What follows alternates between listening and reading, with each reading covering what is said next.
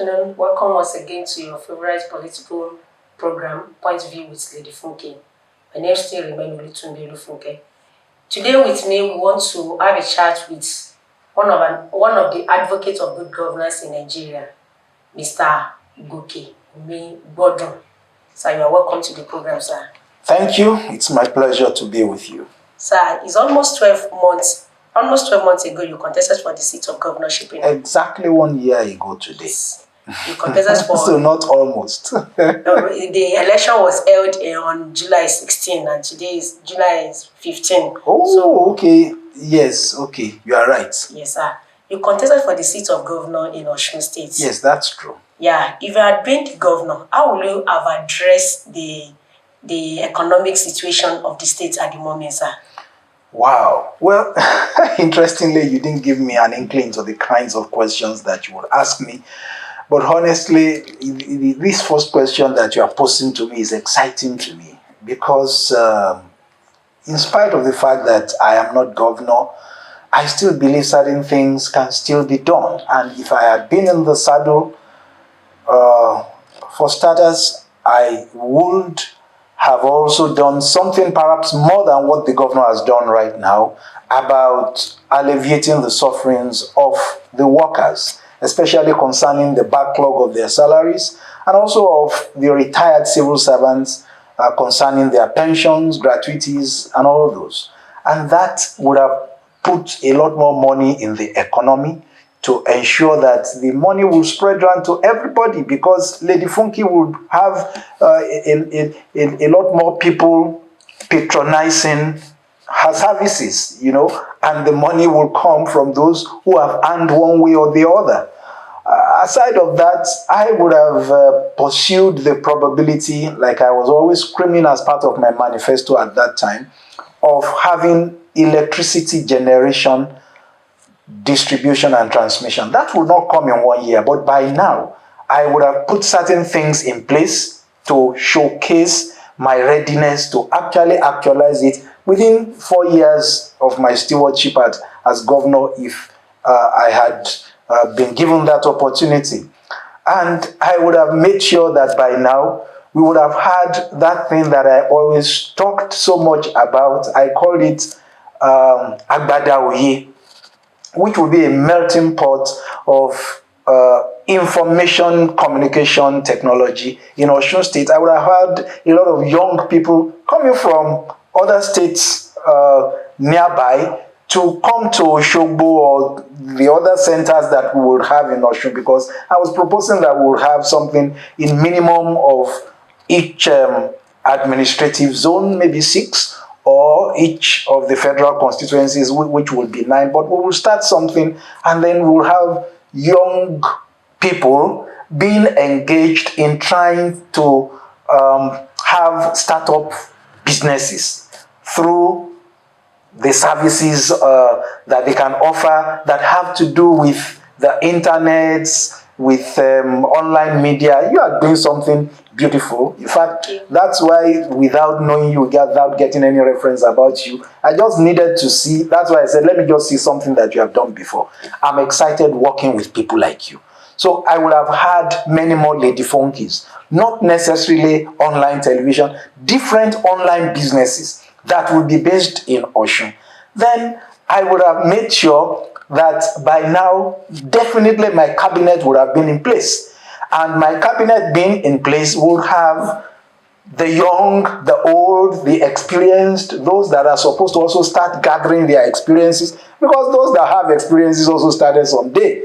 You know, I would have had men and women, enough women that will not generate the kind of criticism that is now being thrown at the present governor. And in fact, my cabinet would have been in place and would have been doing a lot of things on the ground now. I would have made sure that by now, because I said in my idea of the agrarian revolution that I would want for Osun, I want us to go into oil palm production, you know. So, seedlings would have been given to farmers by now. Land would have been made available. This is planting season.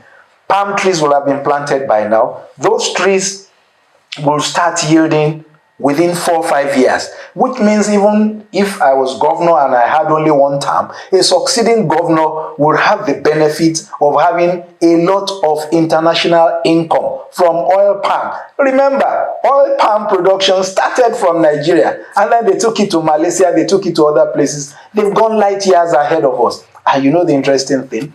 The price of crude oil per barrel in the last 5-6 years had never caught up with the price of oil palm per barrel. You know, these are things that I would have loved to see in place. And if I had seen all such things in place, then the economy would by now have started to react positively to the stimulus that will have put into the economy. So when the APC and the federal government now came with all of these debilitating policies without putting any palliative ahead of such tough policies, mind you, I am one of those that said, yes, oil subsidy should be removed because it was becoming extremely difficult to remove its corruption without throwing out the entire thing. Because what we needed the most was the removal of the corruption in the oil subsidy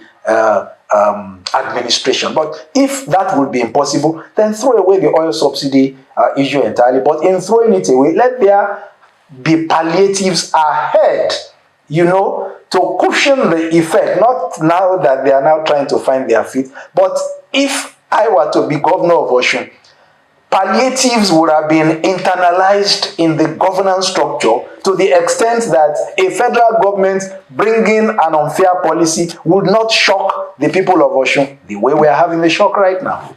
Okay, sir. Sir, you've spoken about the cabinet, that if you had been the governor, you would have put in place your cabinet by now. Do you think I even said far ahead of now. Oh, do you think the present commissioner nominees will be able to deliver the mandate? That's a speculative question. I know many of them. That's the truth. From your relationship with them, do you think they will be able to deliver the mandate? Let me answer the question properly. When you have so many people with relatively microscopic mandates, I mean, what are you doing with a cabinet of 25 commissioners and likely 25 special advisors in a small state like Osun? I mean well for Governor Adeleke and for Osun, because in any case, I have never hidden the fact that the person and the party that I most honestly will want out of governance, as at that time, 2022, was Governor Goke Omigbodun and his APC. So for me, a Governor Adeleke coming into power, I would have loved to see a situation whereby people would now be able to see differences in governance structures. But if one of the complaints I had about Governor Goke Omigbodun was the way he handled the resources of Osun State, distributing money to political, how do I call them, hangers on, you know, they were paying the APC government then. I said it in the presence of Governor Goke Omigbodun at one of our debates. He could not deny it because he knew I had my facts. They were paying salaries to ward chairmen, ward secretaries of their party for just doing absolutely nothing other than being cheerleaders for the governor. And our resources were being frittered away. But if we are now saying such resources should not be frittered away in such a manner, are we now also saying that we should go ahead and have 25 commissioners and another 25 special advisors, and God knows, how many other political appointments are still coming on the way? So I think we have a rather too large cabinet for them to be able to justify whatever they maybe put at their tables. You know, I don't know how the ministries are going to be handled. I believe right now we have maybe 14 or 15 ministries in the state. So, you know, what pains me the most about all of this is that one of the criticisms that I particularly and many other people made about Governor Goke Omigbodun when he was living was he put in place several permanent secretaries, and we were asking, where are you going to put these permanent secretaries? Creating, like, I think maybe he had about 31, 32 permanent secretaries. I can't remember the exact figure now, that he announced the same day for a state that had only 15 ministries, and perhaps you have a few of them, government house, protocol, general services. At the end of the day, ordinarily not more than 20. But now, when we have the prospects of having 25 commissioners, then it will seem that we were criticizing about Governor Goke Omigbodun is what even this governor needs to watch. Okay, sir. Now we are talking about the huge amount of allocation and Nigeria have entered Osun since Governor Adeleke became the governor of Osun State. Do you think he has been able to manage the resources of Osun very well, considering the huge amount of money that has entered Osun? Look, let me tell you the truth. Perhaps because I've had to be in and out of Osun, and in spite of my being so much interested in the governance of Osun, I may not have enough information about how much money has come in or not. But you may be able to tell me right now. But I will not be surprised, because I knew that we were expecting some funding that had to do with monies taken from those that looted the country before, and then some other extra funds that were supposed to come from oil windfall and all that. I don't know if those are the things we are referring to. So if... Let me put it this way, sir. Please put it this way, because I need to understand you properly. Yeah, when Governor... So for instance, if you permit me to ask you the question, how much is it that has come into Osun State? Okay, let's put it this way. When Governor Goke was leaving the state, he said he left 14 billion naira in the state treasury, sir. Okay. Then after that, between January to this time, the APC have accused the present governor, the government, that they've gotten nothing less than 100 billion naira. That's the accusation of the APC. But the PDP has not been able to debunk the allegation. Well, sometimes people choose to just turn a deaf ear to what they may seem to reckon with as, in Yoruba parlance, what we call Ibon Oshelu. You know, that's like a political bomb that you want to explode, and so it's put at your doorstep, and then you detonate it yourself, you know. So somebody can say, oh, don't mind that Goke Omigbodun, he calls himself a pastor.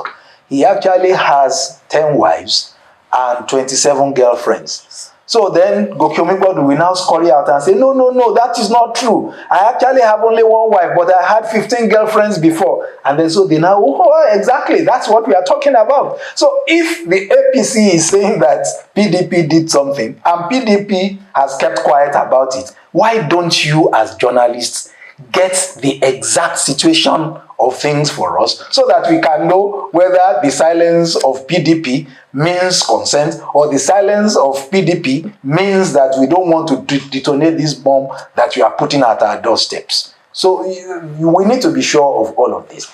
But you see, resources or no resources, whatever comes to the state, until we get to that level of governance that somebody like me would have put in place if I were to be governor, that I would announce whatever comes to the state any day, and I will tell you how it has been spent. And I dare remind you that perhaps only 3 of us, out of all that contested for the election at that time, had manifestos that we circulated. I was sure of mine. I assisted one other person to write his own when he was contesting in 2018, not knowing I would eventually still contest with him, and I still saw the same manifesto in circulation when we were in contest together. But it will be difficult for me now to want to assess the performance of Governor Adeleke, as much as I am satisfied that it is at least himself and not someone from the APC that is in the saddle right now. I am not yet satisfied that Governor Ademola Adeleke and the PDP are ready for good governance. If they were, we would have had the manifesto that they wanted to work upon. What I'm telling you is what perhaps may generate a situation whereby the people in government may now come up with something, because that's what I want them to do.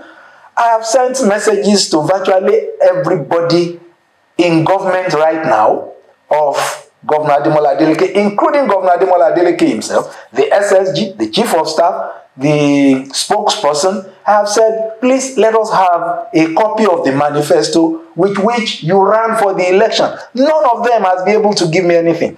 All I get to read, and I try to also search from online sources, all I could get would be some sources that will say, oh, he had a 4-point agenda. Another one said 5-point agenda. And I saw another one that said 6-point agenda. So I'm even wondering right now, how many points agenda is he pursuing?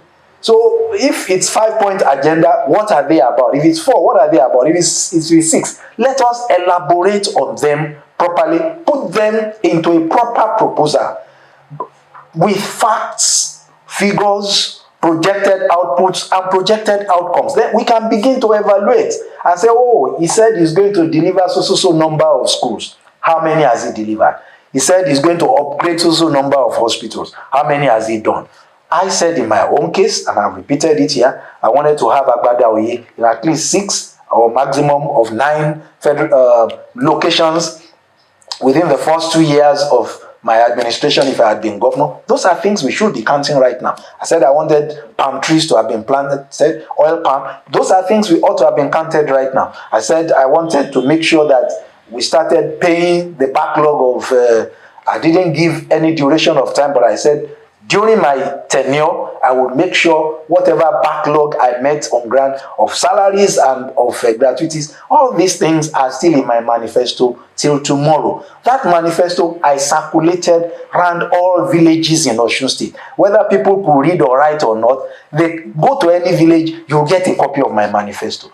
I am waiting for the PDP and the governor to let us have a manifesto with which we can benchmark their performances, so that when people who do not mean well for the state come with their forms of criticisms that are not constructive, we will be able to say, hey, this is what we have right now, this is what we had before, these are the things that the governor is still proposing that we will have in the next 1 year, in the next 2 years, and then by the time he's either quitting the office or getting the second term, those are the things that we'll be looking out for.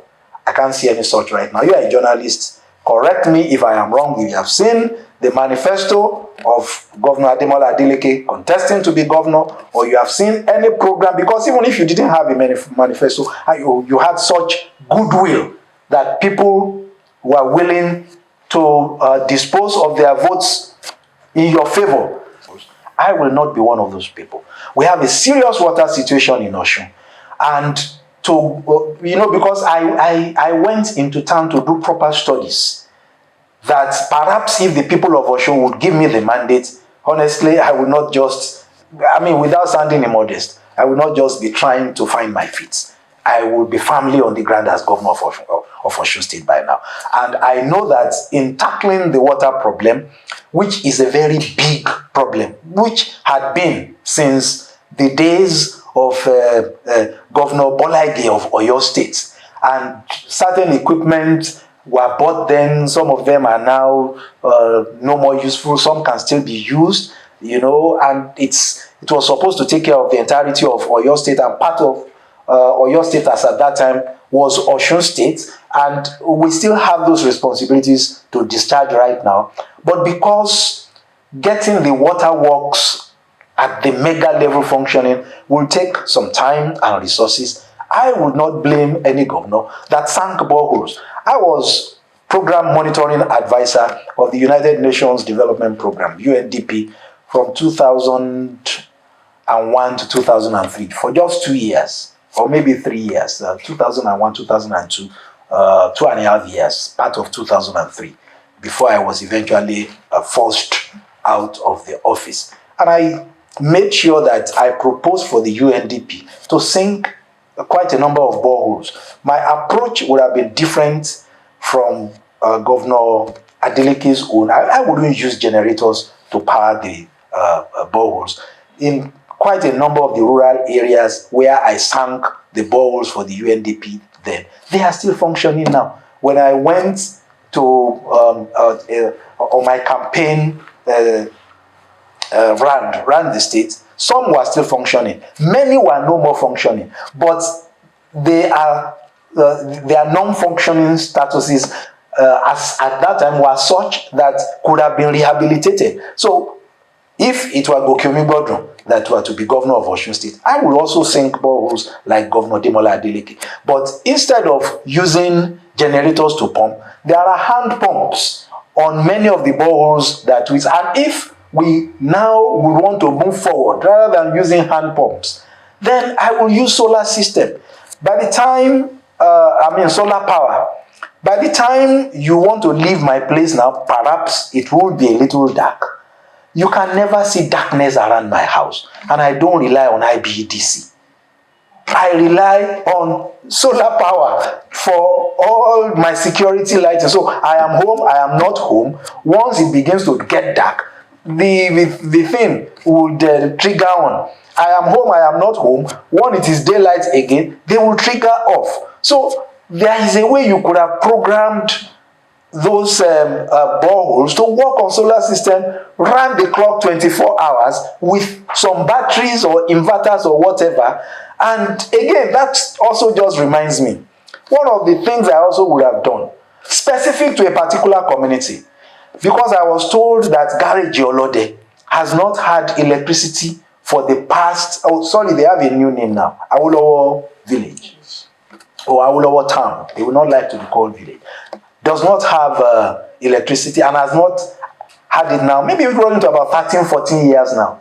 And I said, the first thing I would have done with a place like that, Awolowo Village, and so many other communities, is that with my Agbada Oye thinking, I will have a specific location where people will at least have electricity to charge their phones. From the solar system, that will be absolute, even if it's not going to be absolutely free, it will just be taking some tokens from them to be able to service those things and for them not to abuse the use, so that there will be some sense of order, using, because sometimes when things are absolutely free, they are abused. So it's not about raising funds from them, but about, regulating the use. And we would have had that everywhere. And we would have had street lights. And so I would not have boreholes with generators. I would have had boreholes that some will still be hand powered because they still function, they still work. And some will be powered electronically or by electricity using a renewable system of energy. Before you run down, would you like to speak about the cost of each borehole, sir? The cost, I don't know anything about the cost of the boreholes that they have done or not done. Listen, when people talk about this is something is everywhere. Goke Omigbodun is not one of those people that will just pick things. The day I'm able to have enough information about this government of Osun State, and I open my mouth to mention figures, there would be figures that I would be absolutely sure about. Now, some people said they did those boreholes for 11 million each. Some said 14 million each. It's not as if I've not had figures. The people in government said, no, we didn't spend that much. I don't know whether they eventually said how much they spent or didn't spend. So for now, I'm watching all of these things with caution. By the time a Goke Omigbodun speaks, he speaks with facts and figures. I do not want to be running, to the gallery with information that is not verified. And I know that a lot of political bombs are being put at the doorsteps of the governor right now. And I know that those are the same things I would have faced if I had been governor,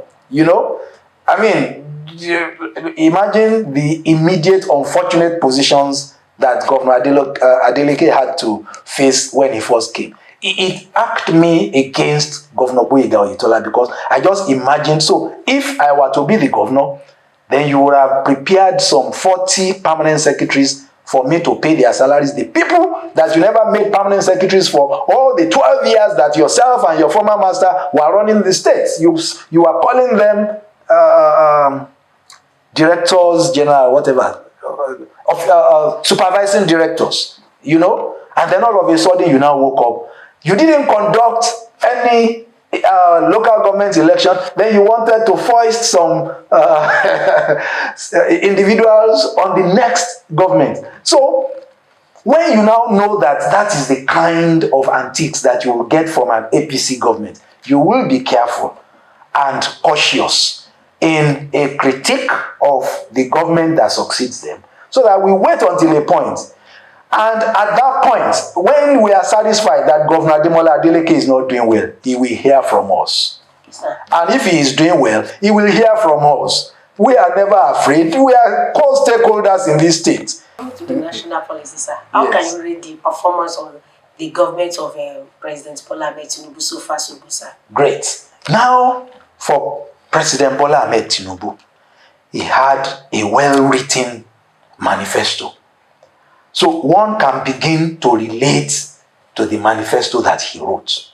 There was only one plank that they sneaked into his manifesto, and that is that they excused themselves. I'm trying to be kind to them with words, because I would not like to say they either were negligent or were mischievous in not putting specific outputs of what they would want to do. I'm an architect, I'm an estate surveyor and valuer. So the moment I picked the manifesto, I first went to read what they had to say about housing. And they just wrote a lot of grammar without saying anything. They didn't tell us how many of... They told us, you can go and get the manifesto yourself too, because I read it thorough. They told us what the housing deficit is in the country at the moment. Well, that they can get from Habitat or from any other source. But how they were going to address it, they didn't tell us. They didn't tell us what output of that they will put in place. So now, nevertheless, we can still assess some of the things that have been done by Governor Bola Ahmed Tinubu based on prior discussions and expectations and the promises of both himself and his co-contestants to the office. Virtually all of them, except the one I remember very well, the candidate of the Social Democratic Party, whom I didn't support because I have my own personal reasons why I didn't support him, and I know he understands that if I didn't get the kind of support that he should have given me when I was contesting as governor, it would be foolish of him to be expecting that I will support him in his presidential bid, especially when I also saw that he didn't seem to be serious about that bid. But one thing you cannot take away from that young man, I've forgotten, Adewale Adebayo, is that he's a very intelligent human being. You can't take that away from him. And whether he means business as to be able to do one thing or the other, I will still listen to him and find out what is he thinking about a certain situation. For instance, he was the only one that said he would want to fight the corruption, or let me correct myself, he was the only one that I remember, perhaps there were others, that said he would want to fight the corruption associated with fuel subsidy. Atiku Abubakar said he will remove fuel subsidy. Peter Obi, that I supported and I still believe very, very strongly in, said he would remove oil subsidy. Bola Ahmed Tinubu, that I thought ought not to have been given any chance at all, relying on the extremely poor performance of his party, both at my own state and at the federal level, also said he was going to remove oil subsidy. And eventually, they removed the oil subsidy, but they did something. They put the cart before the horse. Palliative should have gone ahead. And the immediate past administration that said that oil subsidy should be removed by, I think, 30th of July. Is it 30th of July or 30th of June? I think it's 30th of July. June. Of June. Okay, yes, by 30th of June. Gave you enough chance of 1 full month and even more than for you to have arranged palliative, especially since you had been in the business of campaigning for this office some 6-7 months before, and you had been declared, whether rightfully or wrongfully, about 2 or 3 months before. Certain things ought to have been put in place. So if I start from that, which is the first thing that he did, in fact, my judgment, my pronouncement that I had said openly is that he had contravened the Constitution of the Federal Republic of Nigeria. I also give one credit to Bola Ahmed Tinubu, that he acquired enough experiences as governor of Lagos State. But that's just putting him on the same pedestal with a Peter Agegri-Obi, who also acquired enough experiences as governor of Anambra State to be able to know what to do as president of the Federal Republic of Nigeria. So I will still be cautious for him too in seeing what he is still going to do. For him, he seems more sure of what he needs to do in governance. And I think that is something the governor of Osun State also has to convince us about. And for Bola Ahmed Tinubu, I say he's like one now who has a bird still alive in his pocket and in his hand. And we need to ask him, is that bird alive or dead? It's in his hands. Bola Ahmed Tinubu can make changes to Nigeria if he wants to, but with that party, the APC that he is in, the leadership of that party, and many of them who had issues with EFCC before, including himself, many of them who are governors, later national chairman of the party like Adams Oshiomhole, that said once you crossed over to the APC, all your sins are forgiven. And all of those that have stolen this nation dry are still the ones that are hangers on around Bola Ahmed Tinubu as president. I don't know. The bird is in his hand. Let him decide whether he wants the bird to die by squeezing the neck with his retinue of or do I say cohort of co-travelers of the APC that had never done this country good thus far, or change the name of the game and say, no, we have done enough evil to this country. Let us begin to have a change. Finally, sir, would you like to speak about the 8,000 naira for 12 million households in Nigeria as palliative that the federal government have put in place, sir? 8,000 naira for how many days? 12 million. No. For how many days per person? For a month. For a month. Is it for the person or for the family? I think for the household. For the household. I know all answers to all these questions. I just want to get them out from you. Now, permit me, I do not intend to be offensive to you. I do not intend to offend you. I know that you came with a car. I saw when you parked. How much fuel would fill your tank today? Around 20,000-30,000. Oh, so you mean that 8,000 naira cannot even fuel your tank for one trip? Why are we going back this same lane that Gboyega Oyetola went in Osun State, distributing the common patrimony of Osun State into the hands of his hangers-on under the pretext that they were giving members of his party salaries? That's exactly what they are doing again. How do they want to go about getting those people? Listen, when I was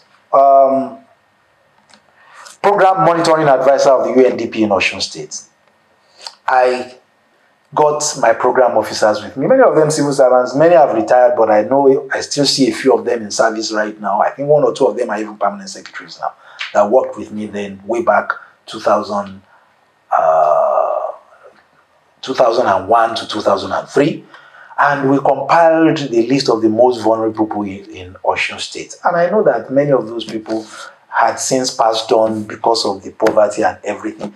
That was the same list that they were still trying to use to distribute palliative about 2 or 3 years ago. I saw the list. And the moment I saw it, I recognized the style of packaging and everything. I said, coming back to your question, do you have the names and addresses of the people that want to collect the 8,000 naira? how can we evaluate for sure? I was working in the monitoring and evaluation unit of the United Nations Development Program. That's why I'm always looking out for monitoring and evaluation indicators. So if you don't have a manifesto, you don't have any monitoring and evaluation indicators, and then you say you want to distribute, who are those that you want to distribute these things to? I honestly feel that that thing should have been channeled into infrastructures. Yes, even in channeling those funds to infrastructures, they will still steal. Okay? Because the thing that many of us suspect is that those monies had in fact been stolen. And all of the trillions of naira, in fact, the senators came out to admit that they were passing 3-4 days before the expiration of the Buhari administration had been spent. They were only trying to retire it and cover up all the looting. So this is another form of looting. And one other looting that I had screamed so much about, but I can't hear other people talking about it. When they changed currency, how much was first mopped? How much was returned out? A lot of looting has been done by principal officers of the APC and of the government that they are running. And nobody is asking questions about this anymore. Now I am spending the same smelly money that I thought I had done away with. In fact, I met somebody, a friend of mine, who said he kept certain neat notes, 200 and 100 naira notes, that he would always give his children anytime they were going to school. And the children felt proud that daddy gave me a clean note, you know. But that now, all those notes were taken away from him, you know. I think the 200, the 500, and the 1,000 naira notes. And so they returned smelly notes to him. And then the children asked him, Daddy, you never used to give us smelly notes. So what happened to how much of the smelly notes they first took and then pumped back out? Who accounted for them?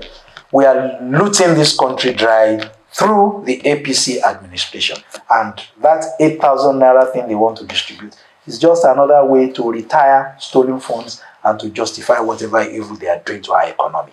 Thank you, sir. It's been nice talking to you, My sir. pleasure. Thank you, sir.